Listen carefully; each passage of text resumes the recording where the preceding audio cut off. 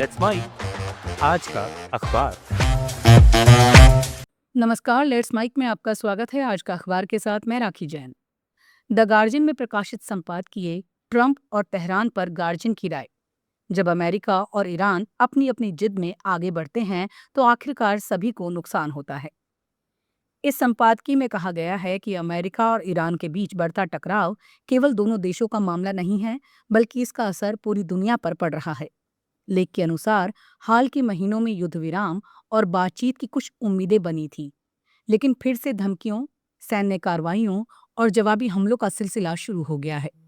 विशेष रूप से straight of Hormuz को लेकर विवाद ने स्थिति को और जटिल बना दिया है, क्योंकि ये वैश्विक तेल, गैस और उर्वरक आपूर्ति का एक बेहद महत्वपूर्ण मार्ग है। संपादकीय बताता है कि इस संघर्ष का सबसे बड़ा खामियाजा आम नागरिकों और गरीब देशों को भुगतना पड़ रहा है। हॉर्मुज में तनाव बढ़ने से ऊर्जा और खाद्य पदार्थों की कीमतों में वृद्धि हुई है, जिससे अफ्रीका और एशिया के कई देशों में खाद्य संकट गहरा रहा है। विश्व खाद्य कार्यक्रम जैसे संगठनों की सहायता क्षमता भी प्रभावित हुई है। वहीं ईरान, लेबनान और क्षेत्र के अन्य हिस्सों में हजारों लोग मारे गए हैं। बुनियादी ढांचे को नुकसान पहुंचा है और आम लोगों की आर्थिक परेशानियां बढ़ी हैं। लेख के मुताबिक अमेरिका और ईरान के बीच हुआ समझौता भी इसलिए कमजोर साबित हो रहा है क्योंकि स्ट्रेट ऑफ हॉर्मुज के भविष्य को लेकर इसमें स्पष्टता नहीं थी। दोनों पक्षों ने अपनी अपनी तरह से उसकी व्याख्या की, जिसके चलते नए विवाद पैदा हुए। ईरान स्ट्रेट ऑफ हॉर्मुज पर अपने बढ़ते नियंत्रण को मान्यता दिलाना चाहता है, जबकि अमेरिका नौवहन की पूरी स्वतंत्रता पर जोर दे रहा है। इस बीच दोनों देशों के नेताओं की आक्रामक बयानबाजी स्थिति को और बिगाड़ रही है। संपादकीय का मूल संदेश ये है कि ना तो अमेरिका और ना ही ईरान इस संघर्ष में निर्णायक जीत हासिल कर सकते हैं। पक्ष खुला और लंबा युद्ध भी नहीं चाहते, लेकिन राजनीतिक कारणों से आवश्यक समझौते करने से बच रहे हैं। लेख का मानना है कि समाधान केवल बातचीत और व्यवहारिक समझौते में है, ना कि सैन्य दबाव या शक्ति प्रदर्शन में। इसलिए ओमान और अन्य मध्यस्थ देशों के प्रयासों को समर्थन देने की जरूरत है, ताकि दोनों पक्ष फिर से वार्ता की राह पर लौट सकें। कुल मिलाकर द गार्जियन का कहना है कि ये टकराव एक ऐसे दुष्चक्र में बदलता जा रहा है जिसमें हर नई कार्रवाई अविश्वास को और बढ़ाती है। यदि अमेरिका और ईरान अपनी जिद और शक्ति प्रदर्शन की राजनीति से बाहर नहीं निकलते, तो इसकी कीमत केवल उन्हें नहीं, बल्कि पूरी दुनिया को खाद्य, ऊर्जा और मानवीय संकट के रूप में चुकानी पड़ेगी। द न्यूयॉर्क टाइम्स में प्रकाशित लेख दुनिया अमेरिका से दूरी बना रही है और इसकी कीमत अमेरिका पहले ही चुकाने लगा है। इसमें लेखक का तर्क है कि डोनाल्ड ट्रंप के दूसरे कार्यकाल की नीतियों ने दुनिया के कई देशों को अमेरिका पर अपनी निर्भरता कम करने के लिए प्रेरित किया है।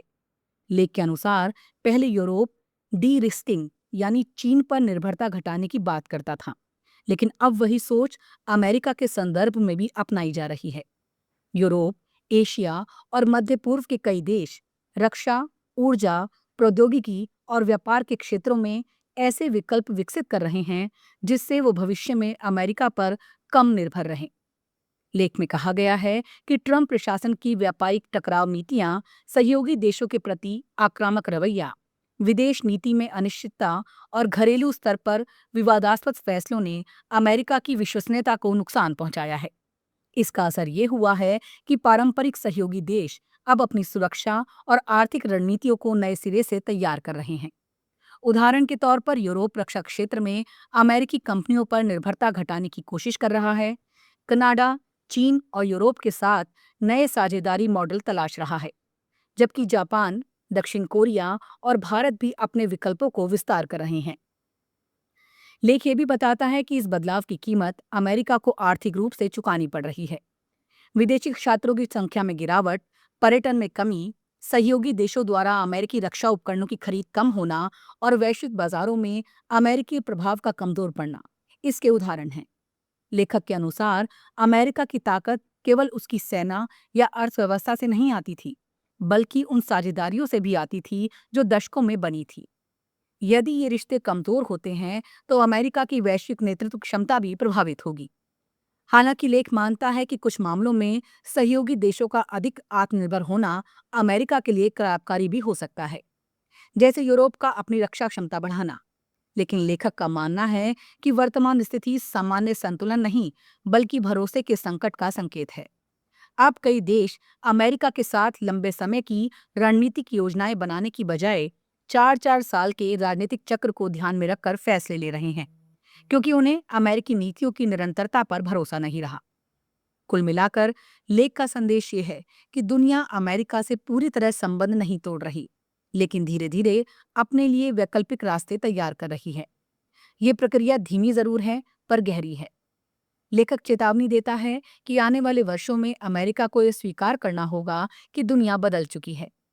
भविष्य की अमेरिकी सरकारों के सामने सबसे बड़ी चुनौती केवल वैश्विक नेतृत्व बनाए रखने की नहीं होगी, बल्कि उन टूटते भरोसों और कमजोर पड़ते रिश्तों को फिर से मजबूत करने की भी होगी, जिन पर दशकों से अमेरिकी प्रभाव टिका हुआ था। अल जजीरा में प्रकाशित लेख कतरी स्वायत्तता के शिल्पकार शेख हमद बिन खलीफा अल थानी। इसमें लेखक ने पूर्व अमीर शेख हमद बिन खलीफा अल थानी की विरासत को रेखांकित करते हुए बताया है कि उन्होंने केवल कतर को समृद्ध नहीं बनाया, बल्कि उसे वैश्विक राजनीति और कूटनीति में एक महत्वपूर्ण और प्रभावशाली देश के रूप में स्थापित किया। लेख के अनुसार शेख हमद के सत्ता संभालने से पहले कतर एक छोटा और अपेक्षाकृत शांत खाड़ी देश था, जो क्षेत्रीय शक्तियों की छाया में रहता था। लेकिन 1995 में सत्ता संभालने के बाद उन्होंने ये समझा कि छोटे देशों की सुरक्षा केवल सैन्य शक्ति से नहीं, बल्कि अपनी उपयोगिता और प्रासंगिकता बढ़ाने से आती है। लेख बताता है कि शेख हमद ने कतर की विशाल गैस संपदा को केवल धन कमाने का साधन नहीं बनाया, बल्कि उसे वैश्विक व्यापार बनाने के लिए इस्तेमाल किया। उनके शासन में Al Jazeera network, Qatar Airways, sovereign wealth fund, 2022 FIFA विश्व कप और विभिन्न अंतर्राष्ट्रीय मध्यस्थता प्रयास एक बड़ी रणनीति का हिस्सा थे। इन पहलों ने कतर को ऐसा देश बना दिया जिसे क्षेत्रीय और वैश्विक शक्तियां नजरअंदाज नहीं कर सकती थी। अमेरिका और तालिबान के बीच बातचीत से लेकर लेबनान, दारफूर और फिलिस्तीन जैसे मुद्दों पर कतर की भूमिका इसी नीति का परिणाम मानी गई। लेख के अनुसार शेख हमद की सोच केवल विदेश नीति तक सीमित नहीं थी, उन्होंने देश के भीतर भी बदलावों की शुरुआत की।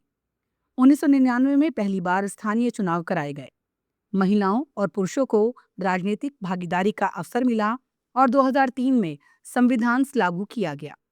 उनकी पत्नी शेखा मोजा बिन नासिर के साथ मिलकर उन्होंने शिक्षा, शोध और ज्ञान आधारित अर्थव्यवस्था पर जोर दिया, ताकि कतर केवल गैस और तेल पर निर्भर न रहे। शुरुआती विरोध के बावजूद उन्होंने इन सुधारों को आगे बढ़ाया।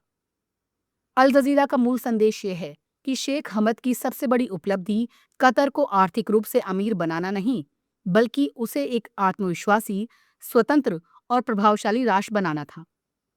उन्होंने सिद्ध किया कि छोटे देश भी अपनी रणनीतिक समझ, कूटनीतिक सक्रियता और दूरदर्शी नेतृत्व के बल पर वैश्विक मंच पर बड़ी भूमिका निभा सकते हैं।